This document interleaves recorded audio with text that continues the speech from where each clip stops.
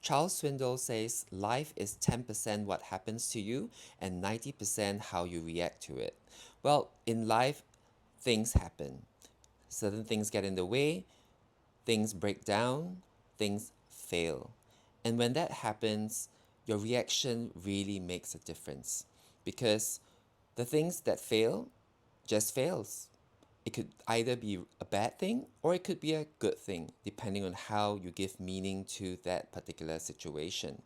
So think about situations where things have happened to you in the past, and when you were very negatively reacting to it, how did that turn out in terms of like the final outcome?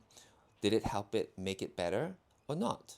Most likely, in situations where things go wrongly and you manage to laugh it off or have a slightly more neutral or positive experience about it or meaning to it, in those situations, things tend to go a bit better.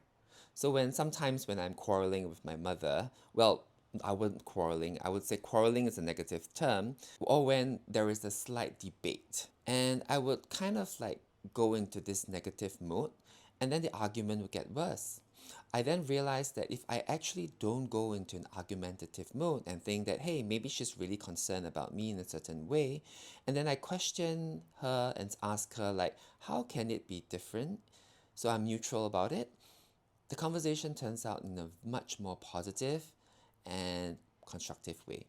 So why don't you try and experiment the next time something goes wrong or doesn't really go your way? Give it a positive or a neutral spin and see how that works out for you.